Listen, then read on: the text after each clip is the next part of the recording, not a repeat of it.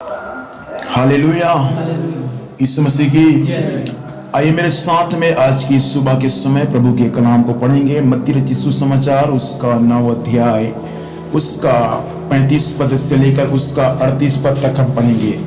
मत्ती रचित सुसमाचार 9 अध्याय उसका 35 से लेकर उसका 38 पद तक। पृष्ठ क्रमांक 15। यीशु सब नगरों और गांवों में फिरता रहा।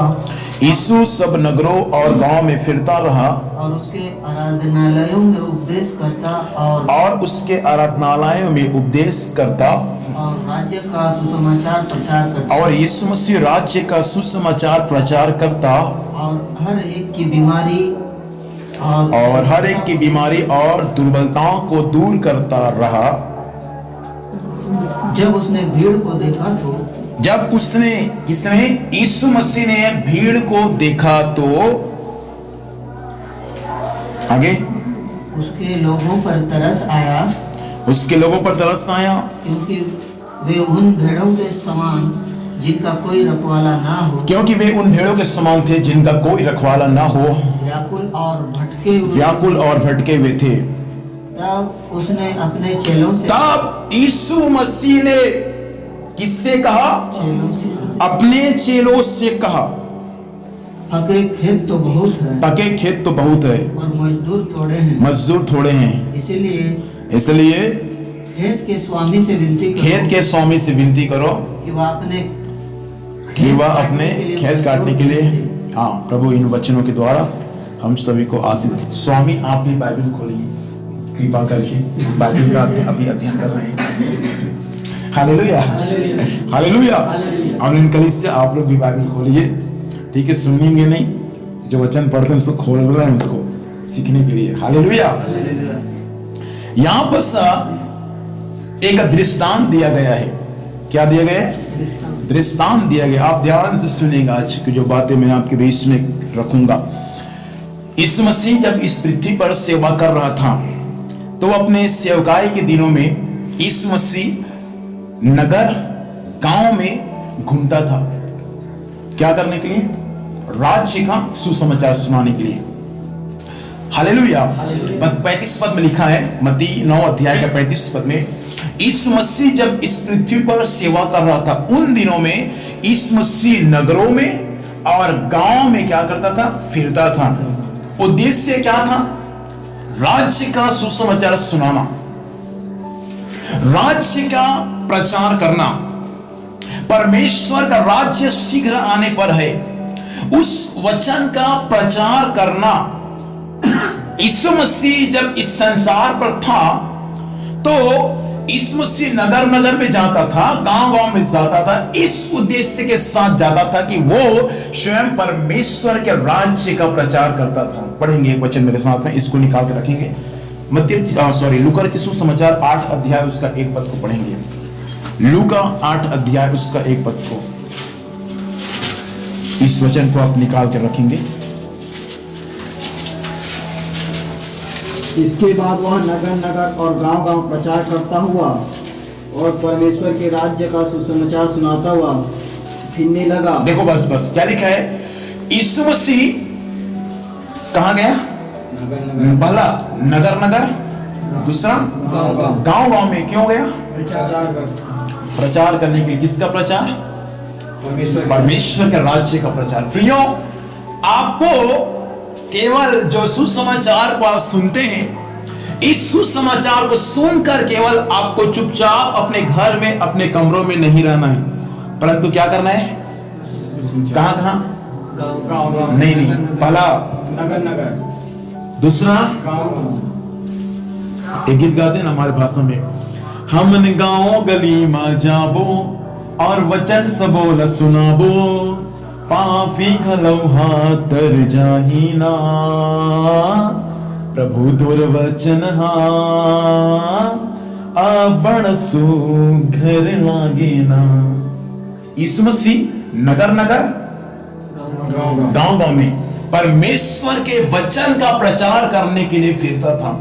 अभी चुनाव के समय सभी लोगों को जीतना है, तो उनको जीतने से पहले क्या करना पड़ेगा? तब तो जीतेंगे। हमारे उधर एक जने भाई साहब, हाँ उधर ही शायद है, कहाँ पता नहीं, चुनाव में तो खड़ा हुआ लेकिन वो बाहर चला गया काम काज करने के लिए। उसका प्रचार, वो तो खड़ा है लेकिन जीतेगा थोड़ी, जब तक प्रचार नहीं होगा तब तक कोई जीतेंगे नहीं। इसका मतलब जीत चाहिए तो उसके साथ में क्या करना पड़ेगा, प्रचार। और प्रचार इन्होंने चुपचाप नहीं करेंगे भाई, देख रहे हो गाँव में डीजे के साथ, हाँ नाच गाना के साथ गांव गांव में जाकर प्रचार कर रहे हैं भाई, उनको क्या करना है, जीतना है। हालेलुया। मतलब जीतना है तो प्रचार करना पड़ेगा। बाइबल ये सिखाता है, यीशु मसीह जब इस संसार में आपके समान जब जिंदगी जी रहा था, यीशु मसीह का मृत्यु कितने साल की उम्र में हुआ, 33.5 साल की उम्र में। हालेलुया। हम यीशु मसीह से बड़े हो सकते हैं या हम यीशु मसीह से छोटे हो सकते हैं, लेकिन आपका एक जिम्मेदारी है कि प्रभु यीशु मसीह के वचन का प्रचार नगर नगर में जाना है और गांव गांव में जाकर करना है। यीशु मसीह के बारे में आप पढ़ लीजिए, मत्ती, मरकुस, लूका और यूहन्ना, इन 4 सुसमाचार को जब आप पढ़ेंगे तो चारों सुसमाचार में आपको ये बातें मिलेगा कि यीशु मसीह नगर नगर में जाता था, गांव गांव में जाता था। उनका एक ही मकसद था, परमेश्वर के राज्य का प्रचार करना। और उनका प्रचार का एक ही विषय था, मन फिराओ क्योंकि स्वर्ग राज्य निकट है। हालेलुया। मन फिराओ क्योंकि परमेश्वर का राज्य निकट है। इसलिए प्रभु अपने 12 चेलों के साथ में नगर नगर में जाकर, गांव गांव में जाकर सुसमाचार का प्रचार करता था। आपका एक काम है जो परमेश्वर ने आपको सौंपा है, और वो काम है कि आप केवल घर के अंदर में ना रहे, चर्च के अंदर में ही ना रहे, परंतु आप चर्च से बाहर निकले, गांव से बाहर निकले और नगर नगर में जाकर, गांव गांव में जाकर आप परमेश्वर के वचन का प्रचार करें। आमीन। प्रभु कलीसिया के विश्वासियों को इसलिए रखा कलीसिया में, ताकि वे परमेश्वर के वचन का प्रचार को नगर नगर और गांव गांव में करने वाले बन जाए। इसलिए करे क्योंकि आप बच चुके हैं, तो आपको ही बचना काफी नहीं है। आपके साथ आपका परिवार, आपका फैमिली, आपका समाज, आपका गांव भी बचना चाहिए। आपको मालूम है 2 चीज वास्तविक है, स्वर्ग और नरक। एक व्यक्ति मरेगा तो या तो स्वर्ग में जाएगा या तो नरक में जाएगा, और इसको कोई टाल नहीं सकता। तो प्रभु यीशु मसीह इस पृथ्वी पर इसीलिए आया ताकि वे सारे मानव जाति के पाप और अपराध को क्षमा करके उनको कहां ले जा सके, स्वर्ग राज्य में ले जा सके। इसलिए हमने भजन संहिता में पढ़ा, क्या पढ़ा कि वो प्रभु हमारे अधर्म को क्षमा करने वाला परमेश्वर है। हमारे अधर्म को यदि परमेश्वर लेखा लेगा तो हम कोई भी उसके सामने खड़े नहीं हो सकते। इसलिए बाइबल साफ शब्दों में लिखा है कि प्रभु यीशु मसीह नगरों में, गांव में इस उद्देश्य के साथ फिरता था कि वे नगर नगर में जाकर, गांव गांव में जाकर क्या करे, सुसमाचार का प्रचार करे। और केवल यीशु मसीह प्रचार करता नहीं था। पढ़ेंगे आगे उसी का, लूका जो पद को आपने पढ़ा 8 अध्याय का। और वे 12 उसके साथ थे और कुछ स्त्रियां भी थी। देखो बस उनको, कितने लोग साथ में थे यीशु मसीह का? ये 12 कौन है? चेले यीशु मसीह का। हालेलुया। और साथ में कुछ बहन लोग भी थे, वे भी यीशु मसीह के साथ में क्या करते थे? सुसमाचार का प्रचार करते थे। हालेलुया। ऐसा मतलब भाई लोगों को भी, बहन लोगों को भी क्या करना है? प्रचार करना है। अभी चुनाव पूरा लेके निकले ना, माई पीला लड़का से लेकर सियान तक। हालेलुया। प्रभु का प्रचार आपके जिंदगी से शुरू होता है। किसी ने, व्यक्ति ने मुझे कहा, किसी पास्टर ने मुझे ऐसा कहा कुछ दिन पहले, पास्टर हमारे गांव में इतना विरोध है कि हम सुसमाचार का प्रचार नहीं कर सकते। लेकिन मालूम है पास्टर बोलते हैं, मैं खुद एक सुसमाचार हूं, बोलता है। मैं ऐसा जिंदगी जीता हूं कि लोग ऑटोमेटिक मुझे देखकर पूछते हैं कि आप कहां जाते हैं, क्या करते हैं। Praise the Lord. गांव में विरोध है, समाज में विरोध है, देश में विरोध है, लेकिन बाइबल में लिखा है आप स्वयं सुसमाचार हैं। तो आपका जीवन, आपका स्वभाव, आपका उठना, आपका बैठना, आपका बोली, आपका भाषा इस बात को प्रकट कर दे कि आप प्रभु यीशु मसीह का चेला है और आप स्वयं प्रभु यीशु मसीह का जीवित गवाही है। एक दिन की बात है, सुनिए, एक दिन की बात है। यीशु मसीह को जब लोग क्रूस पर चढ़ाने के लिए जब लेकर जा रहे थे, तो ऐसा हुआ कि उसके साथ में पतरस भी जा रहा था। और यीशु मसीह का जब न्याय हो रहा था, तो यीशु मसीह बाहर में बैठकर ठंड के समय वो आग ताप रहा था। तो कुछ स्त्री और कुछ पुरुष लोग आए बारी बारी से और पतरस को पूछा, तू भी तो उसके साथ में था? तब पतरस बोलता है, मैं नहीं जानता तू किसके विषय में कह रहा है। फिर एक आया, तू भी तो उसके साथ में था। तेरा वस्त्र इस बात को बता रहा है भाई कि तू भी किसके साथ में था? यीशु के साथ में था। इसका मतलब यीशु के साथ में रहते वक्त पतरस का भी ड्रेस क्या हो गया था? बदल गया था। हालेलुया। मसीह में आने के बाद भैया ड्रेस भी क्या होना चाहिए? मैं ये नहीं बोल रहा हूँ कि ड्रेस बदल मतलब कि रोज कोट टाई लगा के घूमो, ये नहीं। हमारा इधर का वेशभूषा भी क्या होना चाहिए? बदलना चाहिए। लोग आपको बदला हुआ देखे, आपका परिवार, आपका समाज, आपका गांव आपको बदला हुआ देखे। हालेलुया। एक और लड़की आई और वो लड़की आकर पतरस को ये बात बोली, तेरा बोली इस बात को प्रकट करता है भाई कि तू भी यीशु मसीह का चेला है। हालेलुया। मतलब वहां जब पतरस बैठकर आग ताप रहा था, तो बाइबल में ये लिखा है, पतरस का वस्त्र, पतरस का बोलचाल इस बात को संकेत कर रहा था कि पतरस यीशु मसीह का चेला स्वयं पतरस है। उस कोर्ट में बहुत सारे लोग थे, तो वहां पतरस का स्वभाव, पतरस का वेशभूषा, पतरस का बातचीत, पतरस का बोली इस बातों को प्रकट कर रहा था कि पतरस स्वयं यीशु मसीह का चेला है। मैं आपको कहना चाहूंगा, आप दुनिया के किसी भी कोने में रहे, आपका वेशभूषा, आपका बोलचाल और आपका बोली भाषा सब इस बात को साबित करना चाहिए कि आप स्वयं कौन है?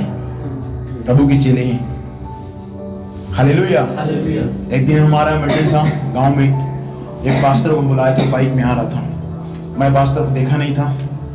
पास्टर ने मुझसे बोला, जाओ वहाँ वो आएगा, वहीं उसको लेकर उसको आना बोला।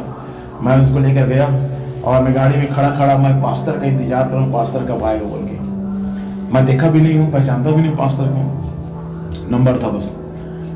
फिर उसके बाद में आया पास्टर और मेरे पास में आकर खड़ा हो गया, तुरंत गाड़ी रोककर बोलता है, जय मसीह। अरे मैं बोला, आप मेरे को कैसे पहचान गए? मैं तो आपसे कभी मुलाकात भी नहीं किया। तब बोलता है कि आपका ड्रेस कोड इस बातों को बताता है कि आप एक पास्टर हैं। Hallelujah, hallelujah. मतलब आपका ड्रेस इस बात को बताना चाहिए कि आप एक विश्वासी हैं। आपका वेशभूषा इस बात को बताना चाहिए कि आप प्रार्थना करने वाले एक बिलीवर्स हैं। पतरस का बोलचाल, पतरस का भाषा और पतरस का स्वभाव इस बात को वहां बता दिया कि पतरस जो था भैया यीशु मसीह का चेला था। इसलिए हम प्रचार प्रसार तो करते हैं, लेकिन हमारा स्वभाव, हमारा वेशभूषा भी इस बात को बताना चाहिए कि आप स्वयं प्रभु यीशु मसीह का स्वयं सुसमाचार है। Hallelujah, hallelujah. आप स्वयं प्रभु का सुसमाचार है। लोग स्वयं आपके जीवन से पढ़ते हैं, स्वयं लोग आपके जीवन से सीखते हैं, स्वयं लोग आपके स्वभाव से, आपकी प्रार्थना आराधना से सीखते हैं। यीशु मसीह के साथ में रहते वक्त पतरस का ड्रेस भी यीशु मसीह के समान हो गया। 12 चेले एक ही ड्रेस पहनते थे। हालेलुया। कितना ड्रेस? सेम। क्योंकि सब भैया गुरु का चेला था। किसी का ड्रेस में कोई अंतर नहीं था, भले कलर में अंतर हो सकता है, लेकिन ड्रेस सबका एक ही था। हालेलुया। हम स्कूल में जाते हैं पढ़ाई करने के लिए, तुम्हारा ड्रेस कैसा रहता है? आज जो अलग रहेगा, बेटा बैग पकड़ घर जा। अनड्रेस नहीं चलेगा, एक ही ड्रेस। इसी में बोलता हूँ आराधना के दिन सफेद का शर्ट पहन कर आओ, ब्लैक पैंट पहन लो, पूरा का अच्छे से आओ, ताकि लोग जाने कि आप कहाँ जा रहे हैं भाई, प्रार्थना करने के लिए। हालेलुया। हालांकि हम लोग का ड्रेस कोड में कोई वो नहीं है, लेकिन एक शांति और एक सुंदर एक ड्रेस है जो हम ड्रेस कोड पहनकर आपके बीच में प्रचार करते हैं। हम नहीं, सारे कलीसिया से हम जहाँ पासवान प्रचार करते हैं, सफेद शर्ट और एक पैंट पहनकर प्रचार करते हैं, कोई भी कलर का। तो ये सारा ये चीज एक ड्रेस कोड के समान है हम लोग का। सुनिए, हमारा विषय नहीं है वो। बाइबल ये सिखाता है कि यीशु मसीह नगर नगर में जाकर, गांव गांव में जाकर परमेश्वर का राज्य का प्रचार करता। और नीचे में लिखा है मत्ती रचित सुसमाचार उसका 9 अध्याय 35 पद में, और बहुत सारे बीमारियों को और दुर्बलताओं को क्या करता था, दूर करता था। आपको मालूम है यीशु के नाम से बीमारी भी चंगा होता है। आपको मालूम है यीशु मसीह के नाम से आपका शरीर का दुर्बलता, जो आपको घुटना टेकने में मना करता है, जो आपको हाथ उठाने के लिए मना करता है, जो आपको घंटों घंटों प्रार्थना करने के लिए आपका शरीर आपका जवाब देता है, ये दुर्बलता भी यीशु के नाम में चंगा होता है। केवल बीमारी नहीं, लेकिन लिखा है और दुर्बलता, इसको भी परमेश्वर एक दूसरे के जीवन से क्या करता है, दूर करता है। आपके शरीर में यदि किसी प्रकार का बीमारी है, आपके शरीर में किसी प्रकार का दुर्बलता है, तो परमेश्वर का वचन आज की सुबह के समय आपसे कहना चाहता है, विश्वास करे, प्रभु आज ही आपको चंगा करेगा।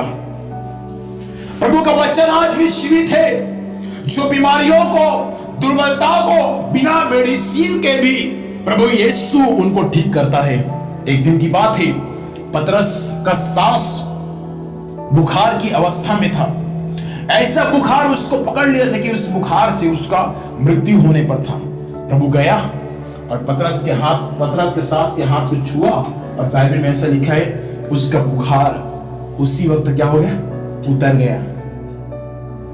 बाइबल गवाहियों से भरा हुआ है। हालेलुया। आप जब नया नियम की पुस्तक को पढ़े हैं तो आपको ये बात मालूम चलना चाहिए कि प्रभु ने बहुत सारे बीमारों को चंगा किया और बहुत सारे दुर्बलताओं को भी दूर किया। एक व्यक्ति था जिसका एक हाथ सूख गया था।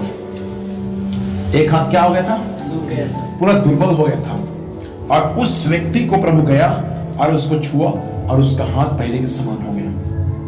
मतलब आपके बॉडी में जहां कहीं लकवा का बीमारी क्यों ना रहे, जहां कहीं भी शून्यपन की अवस्था में क्यों ना रहे, प्रभु पर विश्वास करे। प्रभु का वचन दवाई से भी बढ़कर शक्तिशाली है, जो आपको चंगा कर सकता है। लिखा है हर प्रकार की बीमारियों को और हर प्रकार की दुर्बलताओं को देखा और उनको चंगा किया। अब 36 पद से पढ़ेंगे, हम आगे जाएंगे। 9 अध्याय का 36 मत्ती रचित सुसमाचार। जब उसने भीड़ को देखा तो उसको लोगों पर तरस आया, क्योंकि वे उन भेड़ों के समान जिसका कोई रखवाला ना हो, व्याकुल और भटके हुए से थे। देखो अब क्या हुआ, बाइबल में लिखा है सबसे पहली बात है प्रभु क्या किया, भीड़ को नहीं 35 पद से हम आगे सीख रहे हैं। सबसे पहली बात है प्रभु क्या किया, परमेश्वर के राज्य का प्रचार किया। दूसरा, बीमारों को चंगा किया, दुर्बलताओं को ठीक किया। और तीसरा, उस भीड़ को देखा, उनका कोई रखवाला ना था और वे सब क्या थे, भटके हुए थे। पहला काम है वचन को सुनना और दूसरा काम है चंगाई लेना और तीसरा काम है उसका रखवाली करना। इस बातों को ध्यान से सुनिएगा। बहुत जगह में हम मीटिंग में जाते हैं, वहां वचन की सेवा नहीं होता, वहां केवल क्या होता है, चंगाई। इसका रुमाल उसके सिर में, उसका रुमाल उसके सिर में, आप वचन का प्रचार ही नहीं होता, बस चंगाई चंगाई चंगाई। पंकज एक पैर से आया, मैंने प्रार्थना किया, दोनों पैर से गया, अब इसको क्या मिल गया, लेकिन वचन सुना। तो ये क्या होगा, जैसा अन्य बाबा लोग करते हैं, चंगाई के बाद चले जाते हैं, वैसा ये भी प्रभु के पास में आया और चंगाई एक पैर से आया और दोनों पैर से चला गया। लेकिन इसको नहीं मालूम प्रभु क्या है, इसके नहीं मालूम उद्धार क्या है, इसको नहीं मालूम स्वर्ग नरक क्या है, इसको नहीं मालूम परमेश्वर का वचन क्या है। इसलिए ये चंगाई पाने के बाद वापस चला गया अपनी दुनिया में। सबसे पहली बात है, प्रभु यीशु मसीह बीमारों को चंगा किया। उससे पहले प्रभु यीशु मसीह वचन का क्या किया? प्रचार किया। चंगाई पाने से पहले, छुटकारा पाने से पहले आपको वचन को सुनना पड़ेगा। और जब ये वचन का बीज आपकी जिंदगी में गिरेगा और उसके बाद जब आप उस वचन पर विश्वास करेंगे तो आपका बीमारी चाहे कितना बड़ा क्यों ना रहे वो भी यीशु के नाम से चंगा हो जाएगा। क्योंकि मजाल नहीं है, वचन के सामने बीमारी ठहर सकता है। बड़े बड़े बीमारियों का इलाज प्रभु अपने वचन के द्वारा करता है। Hallelujah, hallelujah. और जब वहां के बहुत सारे लोगों को सुसमाचार सुनाया, उस नगर में, गांव में बहुत सारे बीमारों को चंगा किया और उसके बाद बहुत बड़ा भीड़ को प्रभु ने देखा, तो वचन में साफ साफ लिखा है, जब प्रभु ने उस भीड़ को देखा तो उस भीड़ को देखकर प्रभु क्या खाया? तरस खाया। आज भी प्रभु भीड़ को देखकर तरस खाता है। जिंदगी में याद रखना, एक दूसरों को देखकर आपको क्या खाना है? तरस खाना है।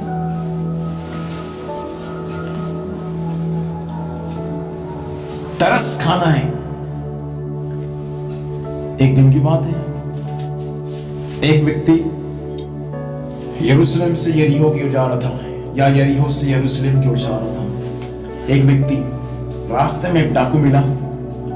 पिछले बार उसका प्रचार किया था मैं। डाकू मिला, वो डाकू उसको बहुत मारा पीटा और उसको अधमरा करके छोड़ दिया और जो भी उसके पास था सबको लेकर चला गया। उस रास्ते से कौन कौन गुजरा?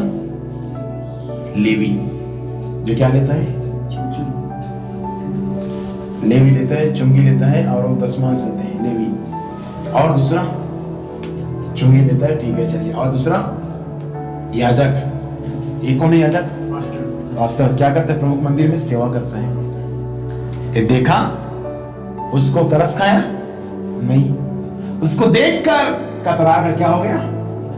चला गया। तीसरा कौन आया?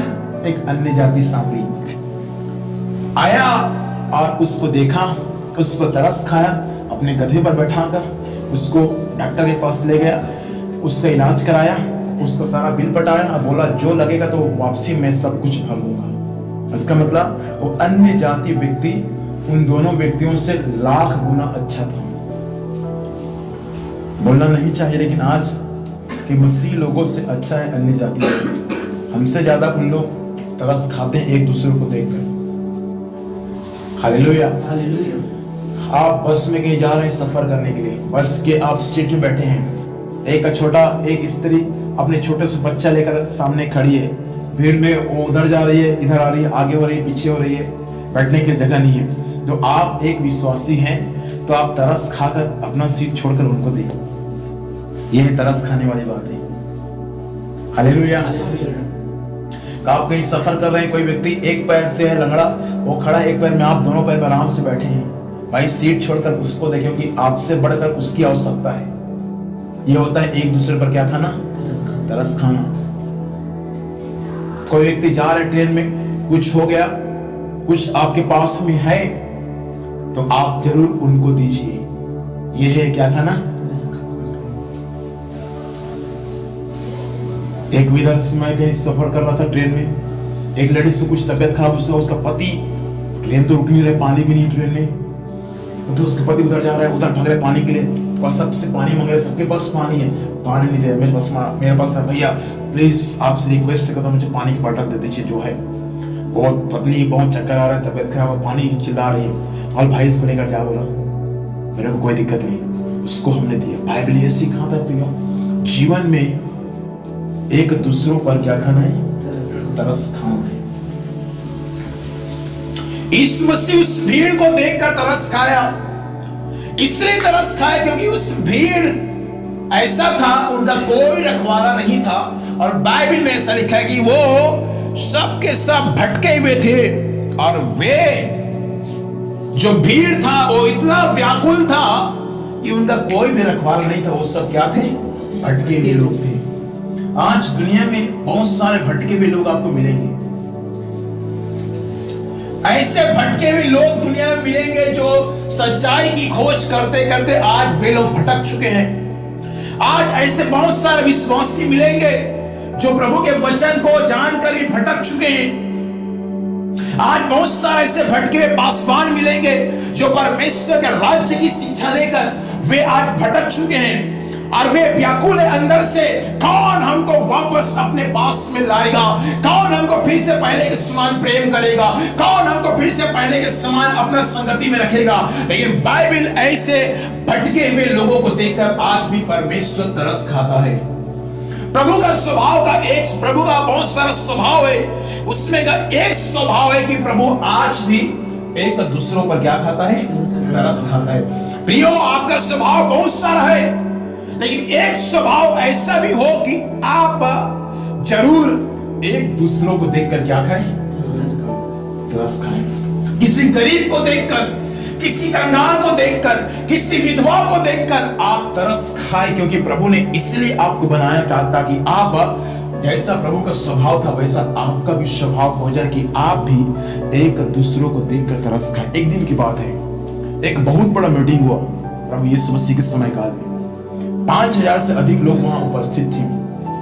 मीटिंग समाप्त अगर हुआ, मीटिंग समाप्त होने के बाद उनके पास में खाने के लिए कुछ भी था कि नहीं था? नहीं था। प्रभु उस भीड़ को देखा और उस पर तरस खाया। और बाइबल में ऐसा लिखा है, एक छोटा सा बेटा के पास में क्या था? 5 मछली और 5 रोटी और 2 मछली था। Hallelujah, hallelujah. उसको देखा, यीशु प्रार्थना किया और प्रार्थना करने के बाद सबको दिया और सब लोग खाकर क्या हो गए? इसका मतलब जब 5 रोटी और 2 मछली यीशु के पास में आया, प्रभु धन्यवाद इस रोटी और मछली के लिए। प्रभु जब सब लोग खाएंगे तो ये सब लोग तृप्त होने पाए। इसका मतलब खाना खाने से पहले क्या होना चाहिए? बोलो ना, प्रार्थना जरूरी है खाना खाने से पहले। प्रभु धन्यवाद इस भोजन को आपने दिया, छूकर शुद्ध कर पवित्र कर आशीष दे, और जिनको नहीं मिला उनको भी दे यीशु के नाम में। कितना टाइम लगा? मुश्किल से 20 सेकंड। फिर भी हम खाना आता है तो उसके बाद भी हमारा पेट खराब हो गया। पास्टर प्रार्थना करो, क्या हो गया? पेट खराब। कारण क्या है? समझ नहीं आता। पास्टर 2 सप्ताह हो गया बिना प्रार्थना करे खाना खाते, इसलिए उसका असर है। हालेलुया। पास्टर पेट मरोड़ रहा है, पास्टर पेट के इस साइड दर्द है, पास्टर पेट के इस साइड दर्द है, दवाई खा ले, मेडिसिन खा ले पास्टर, लेकिन पेट बिल्कुल ठीक नहीं लग रहा है पास्टर, गैस बन रहा है, इतना गैस्ट्रिक हो गया पास्टर। कारण क्या है मालूम है? जो भी मिलता है बिना प्रार्थना करें। भाई प्रार्थना करके आपको खाना खाना है। एक सही विश्वासियों का कर्तव्य है कि वो प्रार्थना करके ही क्या खाएगा। आप कहीं भी रहे, चाहे समाज के बीच में आप बैठो, चाहे अन्य जाति के बीच में बैठो, चाहे आप राजाओं के बीच में बैठो, आप प्रार्थना के साथ उस भोजन को खाए, तब जाकर वो भोजन आपके लिए आशीष का कारण रहेगा। मैंने कहा था ना, एक बार एक विश्वासी परिवार में एक अन्य जाति गया खाना खाने के लिए। सब जब डाइनिंग टेबल पर बैठा, ऐसा हुआ सब लोगों ने प्रार्थना किया, सब लोगों ने खाना खाना शुरू किया। ये बेचारा अन्य जाति, इसको क्या मालूम प्रार्थना क्या होता है, क्योंकि तो प्रभु को जानता नहीं। जैसा रोज खाता वैसे खाना पीना खाया। तब ये अन्य जाति पूछता है विश्वासी लोगों से कि आप खाना खाने से पहले प्रार्थना क्यों करते हैं? तब अन्य जाति लोगों ने एक बात कहा, हमारे घर में एक ही व्यक्ति है जो बिना प्रार्थना करे खाना खाता, वो है हमारे घर का डॉगी। हालेलुया। उसको नहीं आता प्रार्थना, इसलिए दे दिए तो खा लेता है। उसको समझ आ गया कि ये लोग मेरे विषय में कह रहे हैं बोल के। इसका मतलब प्रार्थना, खाना खाने से पहले भैया 2 शब्द क्या होना है? प्रभु धन्यवाद इस भोजन के, इतना तो बोल सकते हैं। प्रभु धन्यवाद मुझे दिया, वैसा उनको भी दे जिनको नहीं मिला। आमीन। बस इतना ही प्रार्थना तो करना है, आपको मिल गया। लेकिन भारत में ऐसे बहुत सारे लोग हैं, करोड़ों लोग हैं जो बिना खाना खाए क्या करते हैं? भूखा सोते हैं। हम उनको दे नहीं सकते, लेकिन हम उनके लिए प्रार्थना कर सकते हैं कि प्रभु जरूर आप उनके लिए प्रबंध करना। सुनिए, भीड़ को देखकर प्रभु तरस खाया क्योंकि उनका कोई रखवाला नहीं था। तब आगे जो बातें कहा उस विषय में आऊंगा, फिर हम प्रार्थना के साथ आज की सभा को खत्म करेंगे। 37 और 38 पद को पढ़ेंगे। तब उसने अपने चेलों से कहा, पके खेत तो बहुत है पर मजदूर थोड़े हैं, इसीलिए खेत के स्वामी से विनती करो कि वो अपने खेत काटने के लिए मजदूर भेज दे। लिखे वचन में यीशु मसीह अपने 12 चेले को देखकर ये बातें कहा। पके खेत तो क्या है, बहुत है, लेकिन काम करने के लिए मजदूर थोड़े हैं। आपको मालूम है, फसल यदि पक चुका तो उस फसल को काटने के लिए क्या क्या हो सकता है, मजदूर क्या हो सकता है। बिना मजदूर के आप अपने फसल को काट नहीं सकते। फसल को काटने के लिए एक मजदूर की आवश्यकता है। और प्रभु जब उतना सारा भीड़ को देखा, उनको तरस खाया, और तरस खाने के बाद प्रभु अपने दिल की बातें अपने 12 चेलों से कहा। क्या कहा? फसल तो पक चुका है, लेकिन मजदूर क्या है, थोड़े। ये मजदूर जो थे 12, वे भी उस फसल को काटने के लिए थोड़े थे। सुनो ध्यान से, ये जो 12 मजदूर थे जो प्रभु के साथ में सेवा करते थे परमेश्वर के राज्य का फसल काटने के लिए, ये 12 चेले जो थे ये भी थोड़े थे। उस 12 चेले को देखकर प्रभु ने कहा कि मजदूर क्या है। आज कलीसिया परमेश्वर आपसे कहना चाहता है, प्रभु के राज्य में काम करने के लिए एक की आवश्यकता नहीं है। ऐसे बहुत सारे मजदूर को परमेश्वर अपने उस खेत में काम करने के लिए ढूंढ रहा है। आप एक विश्वासी ना बने, आप क्या बने, एक मजदूर बने। हालेलुया। आप एक मजदूर बने। प्रभु ने 12 चेले को देखकर नहीं कहा फसल तो पक चुका है लेकिन मजदूर बहुत है, नहीं बोला। मजदूर क्या है, थोड़े हैं। हालेलुया। काम बहुत है लेकिन मजदूर होगा क्या। हमारे उधर एक ऐसा भाषा, हमारे उधर कहावत है, हाथी का पेट सुहारी में नहीं भरा। सुहारी रोटी है ना, चावल आटा का, और हाथी का पेट इतना बड़ा है, 2-4 दोगे तो फिर उसका पेट नहीं भरेगा। बाइबल ये सिखाता है प्रभु का काम इतना बड़ा है कि उस काम को 2-4 लोग नहीं कर सकते। उसके लिए करने के लिए बहुत सारे मजदूर की जरूरत है। भाई आप 1 मंजिल का घर बनाएंगे तो 4 मिस्त्री लगेगा, 4 लेबर लगेगा। 10 मंजिल का बनाएंगे तो 4 लेबर 4 मिस्त्री होने वाला नहीं है। उसके लिए उतना मजदूर चाहिए, लेबर चाहिए, सब चाहिए। वैसा प्रभु का काम केवल कन्हार गांव में नहीं करना है, केवल गुलालबोड़ी में नहीं करना है, केवल भानु प्रतापपुर में, कांकेर डिस्ट्रिक्ट में नहीं करना है, परंतु प्रभु का काम कहाँ करना है। क्या लिखा है वचन में, पहला प्रेरितों काम 1 अध्याय उसका 7-8 पद में, उसमें लिखा है, जब पवित्र आत्मा तुम पर आएगा तुम सामर्थ्य पाओगे, यरूशलेम, यहूदिया, सामरिया और पृथ्वी के छोर तक मेरे लिए क्या बनोगे, गवाह बनोगे। प्रभु का काम केवल गांव में नहीं करना है, परंतु कहां तक करना है, पृथ्वी के छोर तक। तो पृथ्वी की छोर तक यदि प्रभु का काम करना है तो बाइबल आज हमको ये कहना चाहता है कि आज हम प्रभु के खेत में काम करने के लिए आज एक मजदूर बन जाए। और मालूम है कितना अच्छी बात है कि जो व्यक्ति अपने खेत, किसी के खेत में काम करता है, खेत में काम करने के बाद उसको मजदूरी मिलता है। आपको मालूम है हम जो आपके बीच में सेवा करते हैं, एक दिन इसका भी मजदूरी प्रभु हमको देगा। हालेलुया। और वो मजदूरी जब देगा तो लोग देखते ही रह जाएंगे। ऐसा मजदूरी, कई मुकुट ऐसा परमेश्वर हमको देगा, कई ऐसा बरकत परमेश्वर हमको देगा, क्योंकि हम एक मजदूर हैं जो प्रभु के खेत में क्या करते हैं, काम करते हैं। ये क्या है, कलीसिया खेत के समान है। फसल क्या है, आप विश्वासी हैं। हालेलुया। और हम किसी मनुष्य के खेत में काम नहीं करते जो हमको डंडा मार के भगा दे। हम अपने मालिक के खेत में काम करते हैं और वो मालिक इतना भला है कि अपने भेड़ों को देखकर तरस खाता है। सुनिए लिखा है वचन में, यीशु मसीह अपने 12 चेलों से कहा, फसल तो पक चुका है भाई, लेकिन मजदूर क्या है? फसल आज भी पका पुकाया है। बोने वाला कोई और है, काटने वाला कोई और है। फसल तो आज पक चुका है कलीसिया। आज काम करने के लिए क्या चाहिए? मजदूर। पहले ऐसा नहीं था भाई, पहले पैदल पैदल हम लोग, पहले आज से 13 साल पहले जब विश्वास में आए, उस समय आज के जमाने के समान सुविधा नहीं था। कल प्रार्थना है संडे को 9 बजे आ जाना, नहीं। हालेलुया। फलाना जगह में आज गुलाब रोड मीटिंग है, इतना बजे आ जाना। कोई सुख सुविधा नहीं था पहले तो गाड़ी भी नहीं था, पहले तो ज्यादा मोबाइल भी नहीं था भाई। क्या था? साइकिल और पैदल यात्रा। साइकिल में हम लोग जाते थे सेवा करने के लिए। पास्टर हम बैठकर साइकिल में, और भी आनंद के साथ, क्योंकि गाड़ी समय किसी के पास नहीं था। गाड़ी एक जने किसी के पास में, गांव में बड़ा आदमी है वो।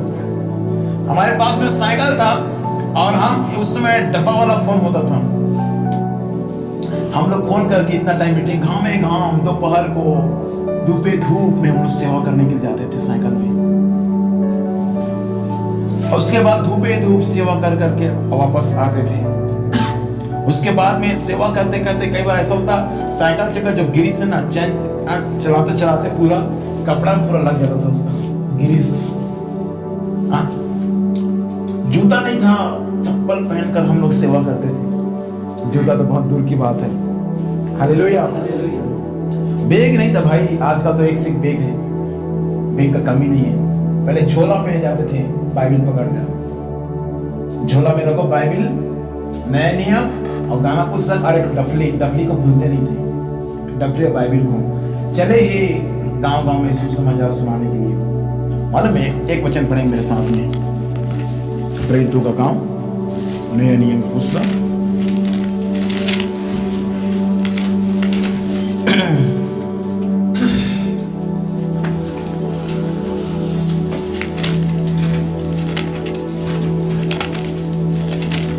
आप लोग पढ़ेंगे प्रेरितों का काम, उसका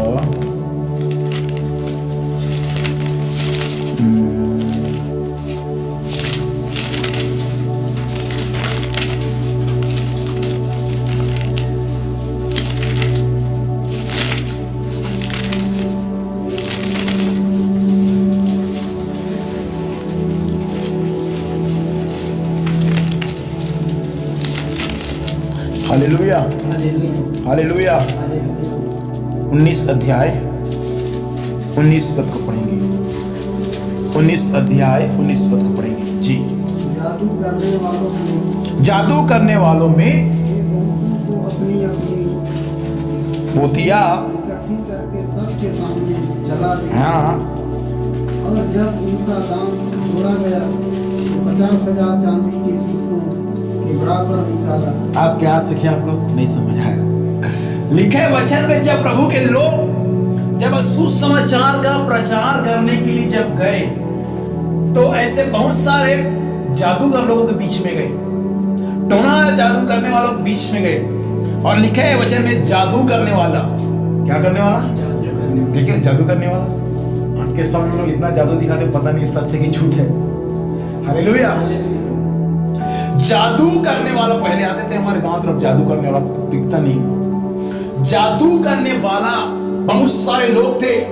जब इन लोगों ने परमेश्वर के राज्य का प्रचार किया, जब इन लोगों ने सुसमाचार का प्रचार किया, तो लिखा है ऐसे बहुत सारे जादू टोना करने वाले वहां आकर बैठे थे। वे सब अपना अपना पोथिया क्या कर दिया? जला दिया। मतलब जो भी रखा था टोना जादू करने का सामान उनके पास में, एक से कोई सिक्का, कोई और, कोई नारियल, कोई सुपारी, कोई और वो जो भी रखा था लोग सामान, वो सबको क्या कर दिया? जला दिया। और जब उनका गिनती हुआ सबका, तो मालूम कितना गिनती हुआ? लिखे वचन में 50,000 चांदी के सिक्का के बराबर। सोचो, मतलब टोना जादू करने वाला भी इतना बहुमूल्य सामान लेकर बैठे थे वहां।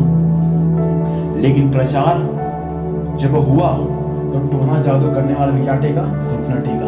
आपको मालूम है प्रचार में इतना ताकत है कि जादू टोना करने वाला भी यीशु के नाम से क्या टेकेगा? घुटना टेकेगा। भाई प्रभु का वचन अच्छा लोगों को घुटना टेका देता है। इसलिए जादू टोना करने वालों से डरना नहीं। आपके घर के बाजू में टोना जादू करने वाला, आप उनको देखकर घर में घुस मत जाना, क्योंकि वो टोना जादू करने वाला से बड़ा आपका यीशु मसीह है। हालेलुया। इसलिए हम टोना जादू करने वाला, हमको पता चल गया फलाना व्यक्ति ऐसा करता है, हम उनके सामने और भी एकदम ठसन के साथ चलते हैं, क्योंकि हमको उनका टोना जादू लगने वाला नहीं है। टोना जादू करने वालों के बीच में जब यीशु मसीह के चेले प्रचार किए तो बहुत सारे लोग थे, वे सब अपना अपना पोथली क्या कर दिया? जला दिया। मसीह में आने के बाद ऐसे बहुत सारे चीज को हमको जलाना है, जो रखना नहीं उसको रखना भी नहीं है। हालेलुया। क्यों? मसीह में आने के बाद आप ऐसे चीज को रखें कलीसिया जो प्रभु के भवन में और प्रभु के वचन के अनुसार शोभा नहीं देता। बहुत सारा चीज है जिसको आज जलाने की आवश्यकता है आपकी जिंदगी से। सोना कब बनेगा परफेक्ट? जब वो आग के भट्टी में जाएगा तपेगा, और जब निकलेगा तो एकदम 24 कैरेट का सोना, शुद्ध गोल्ड।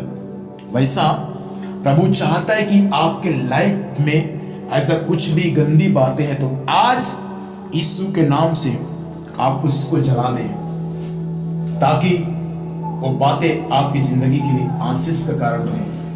हम प्रभु की अभी सेवा करेंगे, प्रभु का भी आराधना करेंगे, और हम यहाँ जाने के बाद जादू टोना भी करेंगे। वो पोटली को हम ले लेके घूमेंगे। आपको मालूम है जो टोना जादू करने वाला आता है खाली आता है? नहीं, झोला में अपना सामान लेकर आएगा वो। आपको मालूम है झोला में क्या लेकर आएगा? हाँ, उसके बाद वो घर में जाकर अपना अपना काम करेगा वो। लेकिन यहाँ लिखा है सब लोगों ने उसको क्या कर दिया?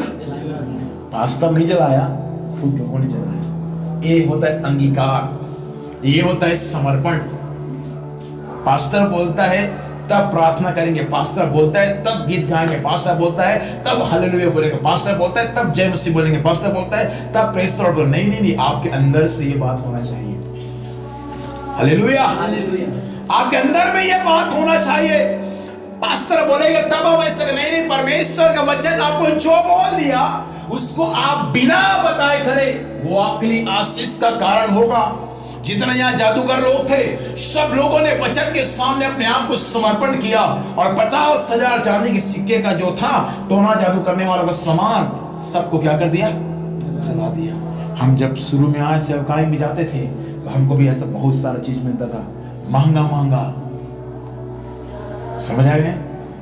पास्टर अब इससे क्या करेंगे? चलिए उसका स्वागत करते हैं। हालेलुया। उधर डाल दो, ये कुछ काम का महंगा से महंगा भाई। हम देखे एक जगह मैं सेवाकारी करता था कोरबा में, एक भाई अच्छा बड़ा घर का था, उनका फैमिली बहुत सारा चीज था। अब मसीह आने के बाद बोला पास्टर इस सब को क्या करेंगे सर? मैं बोलता देख लो आप लोग क्या करोगे तो आप बताओ। नहीं, आप भी लोग देख लो। पास्टर अब इसको घर में रखना उचित, क्योंकि अब मेरे घर में कौन रहता है? प्रभु रहता है। तो ठीक है, तो एक काम करते हैं सर, चलिए आप उसको थोड़ा सा मदद कीजिए, प्रेयर करने के बाद डाले। और उसके बाद में गया और उसको डाल दे उधर जंगल तरफ। और उसके बाद मालूम क्या किया भाई, उसमें चढ़ गया और उसको पैर में उसको पूरा तोड़ दिया। उसको इतना महंगा महंगा चीज था, ऐसा वस्तु। मसीह में आने के बाद ऐसा बहुत सारा चीज को रखना नहीं चाहिए, क्योंकि आपका घर का मालिक प्रभु यीशु मसीह है। हालेलुया। टोना जादू करने वाला भाई मन फिरा लिया, तो आज हम कौन होते हैं? आज हमको तो कुछ भी नहीं आता, लेकिन प्रभु चाहता है कि आज आप लोग मन फिरा लें।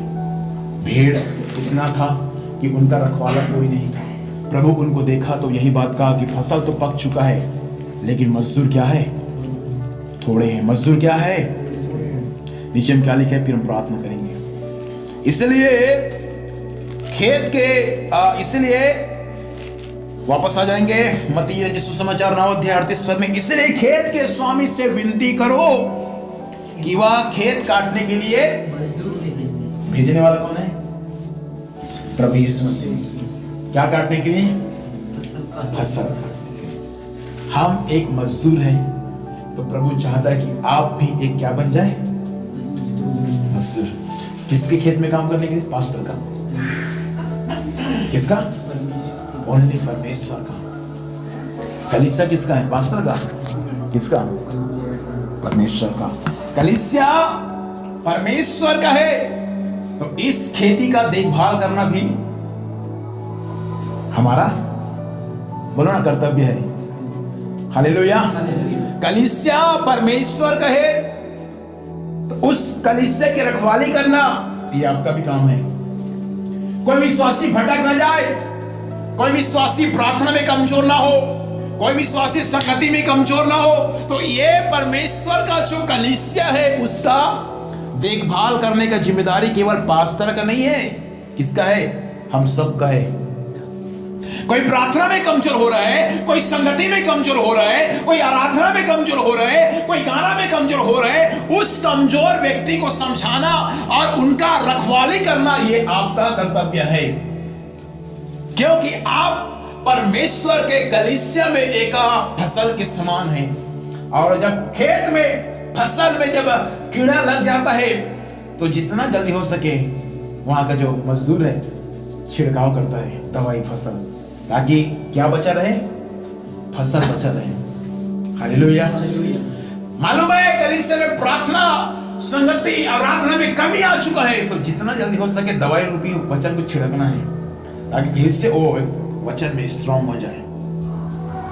बहुत सारे विश्वासी प्रार्थना में, वचन में कमजोर है, क्योंकि वो परमेश्वर के उस खेत को समझ नहीं पा रहे हैं। आप प्रभु का राज्य में एक खेत के समान है, एक फसल के समान है। बाइबल में लिखा है फसल पक चुका है, लेकिन मजदूर क्या है? आप एक मजदूर हैं, और आपको क्या करना है? काम करना है। पढ़ेंगे एक दो वचन मेरे साथ में, फिर हम समाप्त करेंगे। लूका 10 अध्याय 2 पद, जल्दी पढ़ेंगे। लूका 10 अध्याय 2 पद को पढ़ेंगे। उसने उससे कहा, पके खेत बहुत है, परंतु मजदूर थोड़े हैं, इसलिए खेत के स्वामी से विनती करो कि वह अपने खेत काटने को मजदूर भेज दे। और उसका जाओ।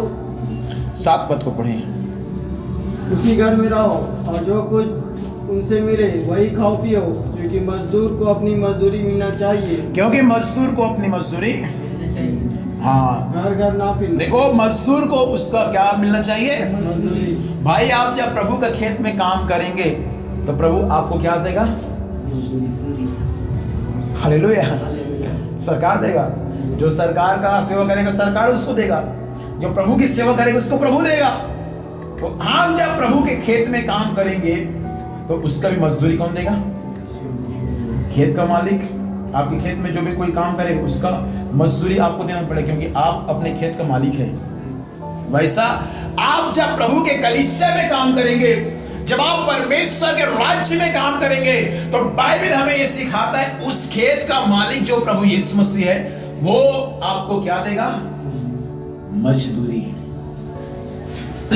क्या देगा? मजदूरी। तो मजदूरी पाना है तो प्रभु के खेत में क्या करना पड़ेगा? काम करना पड़ेगा। बुधियार के समान नहीं, ठेका लेकर काम करना पड़ेगा। Hallelujah, hallelujah. कई लोग कैसे काम करते हैं, जब खेत का मालिक नहीं रहता तो कई लोग थोड़ा सा वहीं बैठे रहेंगे और देखेंगे मालिक तो नहीं, थोड़ा सा और बैठते हैं, टाइम पास करेंगे, उसके बाद फिर दिन भर का मजदूरी मिलना चाहिए। ये नहीं है।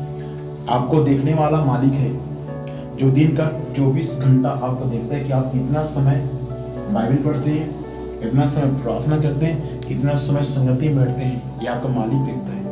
इसलिए आप सही रीति से यदि अपने मालिक के खेत में काम करेंगे आपको मजदूरी देगा। लेकिन आप यदि मालिक के काम में यदि लापरवाही करेंगे तो मालिक आपको मजदूरी भी नहीं देगा, और अंत में वो मालिक आपको खेत से भी क्या करेगा? निकाल देगा। है कि नहीं? आप खेत में किसी 5 व्यक्ति को धान जगाने के लिए कराएं, एक व्यक्ति इतना कमजोर है कि आप खेत को पूरा खत्म कर दिए जगा कर, वही बीच में रुका हो, एकदम स्लो मोशन, अगली बार से आप उनको रखेंगे, आप उनको निकाल देंगे। सेम वैसा ही है प्रभु का कलीसिया। जो कोई प्रभु के कलीसिया में आलस्य के साथ रहता है, प्रभु का धन्यवाद करूंगा, ताली अच्छे से नहीं बज रहे हैं, हालेलुया। और क्या बोलता है, उसके संगति में बस एक संडे रहोगे गायब हो जाओगे। फिर बाइबल में क्या लिखा मालूम है, दुष्ट लोग उस भूसी के समान होते हैं जो हवा से उड़ाया जाता है। भाई गेहूं तो रुक जाएगा, लेकिन जब सूपा चलेगा तो जितना है धूल वगैरह क्या उसमें जितना है वो भूसा सब उड़ जाएगा। आपको प्रभु के राज्य में एक बीज बनना है, भूसा ठिन्ना विश्वासी बनना है। भाई हमारा जब धान मंडी में बेचे ना, तो बदरा खखरा को वापस कर दिया लोग। उसको क्या चाहिए, एकदम ठिन्ना, ना कि मिलावट वाला पानी वाला, एकदम ठिन्ना धान। वैसा प्रभु के राज्य में आप विश्वासी हैं तो आपको एक कमजोर विश्वासी नहीं बनना है। लगिस तो प्रार्थना करो, नहीं लगिस तो नहीं करो, लगिस जाओ प्रार्थना में, नहीं लगिस तो नहीं जाओ। कैसे बनना, एकदम ठिन्ना। हालेलुया। बारिश हो, गर्मी हो, आंधी हो, तूफान हो, भाई हमको प्रभु का संगति में जाना है। तो प्रार्थना करें आज की सुबह के समय, प्रभु मेरी सहायता कर, मैं भी एक मजदूर के समान बन जाऊं। प्रभु 12 चेले कम थे, एक पास्टर कम है आज प्रभु की सेवा करने के, इसलिए प्रभु चाहता है कलीसिया आज आप एक चेला बन जाए, आप एक मजदूर बन जाए, ताकि प्रभु के राज्य में आप काम करने वाले बन जाए। फसल तो पक चुका है, लेकिन क्या है, मजदूर थोड़े हैं, बहुत थोड़ा है। और प्रभु चाहता है कि आज आप एक मजदूर बन जाए, ताकि आप प्रभु के फसल को काटने वाला बन जाए। आइए सब लोग अपने स्थान पर खड़े हो जाएंगे, प्रार्थना करें आज की सुबह के समय। प्रभु से कहा जाए कि परमेश्वर आप मेरी सहायता कर, प्रभु मैं एक दूसरे पर तरस खाने वाला बन जाऊं। वचन के अनुसार अपने आप को समर्पित करें, आंखों को बंद करके समर्पण की प्रार्थना करें कि प्रभु मैं आलसी ना बनूं, प्रभु मुझे एक मजदूर बना दे परमेश्वर, कि मैं भी राजा आपके खेत में काम कर सकूं। जो मजदूरी करता है उसका उनको प्रतिफल मिलता है। बेगारी में हमारा मालिक हमको मजदूरी नहीं कराता। आप यदि प्रभु की सेवा करेंगे, आप यदि सुसमाचार का प्रचार करेंगे नगर नगर गांव गांव में, प्रभु आपका मजदूरी आपको देगा। कभी आपको परमेश्वर भूखा और प्यासा नहीं रखेगा। प्रियो, प्रभु से कह दे कि परमेश्वर आप मेरी सहायता कर, कि मैं परमेश्वर आपका मजदूरी करने वाला बन जाऊं। प्रभु सहायता कर, अपने आप को प्रभु के हाथों में सौंपे। प्रभु का राज्य में काम करने के लिए 12 चेले काफी नहीं थे, 70 चेले काफी नहीं थे, 120 लोग काफी नहीं थे। प्रभु के राज्य में काम करने के लिए और भी ऐसे बहुत सारा चेले को प्रभु ढूंढ रहा है, बहुत सारा मजदूर को ढूंढ रहे हैं। फ्रीओं आज हम प्रभु का चेला बन जाए, हम एक मजदूर बन जाए। केवल प्रार्थना ही, वचन ही नहीं, परंतु इसके साथ और भी एक सेवा है, नगर नगर में जा जाकर सुसमाचार का प्रचार करना। प्रभु इस सेवा को हमारी कलीसिया और जितने ऑनलाइन मीटिंग में सुन रहे हैं, प्रभु सब लोग इसको करने वाले बन जाए।